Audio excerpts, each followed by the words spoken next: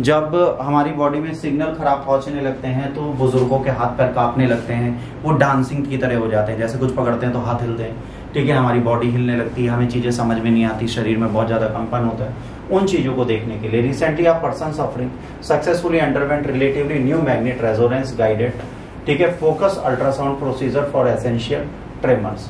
अब ये होता क्या है इसको पहले समझने की आपको जरूरत है, ठीक है। ये कंपन से अधिक समाचार है, इसमें क्या है, एक तंत्रिका संबंधी विकार है जिसके कारण हाथ, सिर, धड़, आवाज या पैर लयबद्ध रूप से हिलने लगे। बुजुर्गों में आप देखेंगे यह रोग 65 वर्ष से अधिक आयु में सबसे आम है, लेकिन किसी भी उम्र में हो सकता है। आम तंत्रिका संबंधी विकारों में एक है जो विश्व भर में लगभग 1% सामान्यवादी को प्रभावित करता है। आवश्यक कंपन का कारण अज्ञात है, हालांकि एक सिद्धांत बताता है कि आपका सेरिबेलम और आपके मस्तिष्क के अनिश्चों का सही ढंग से संवाद नहीं हो सकता, तो मांसपेशियों के समन्वय को नियंत्रित करना मुश्किल होगा। आपके घर पे भी अगर कोई बुजुर्ग होगा तो उनके हाथ पैर कांपने लगते हैं एक समय के पश्चात, उसका रीजन है अधिकांश लोगों में ये रोग माता पिता और बच्चों से स्थानांतरित होता है।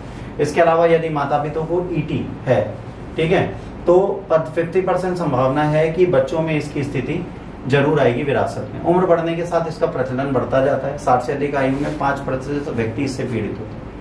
इसका कोई इलाज नहीं है, इसके लिए वैकल्पिक दवाएं हैं, ठीक है, और इसके बाद बेटोलिन टॉक्सिन है, डीप ब्रेन स्टिमुलेशन है, केंद्रित अल्ट्रासाउंड है, और कुछ नहीं है।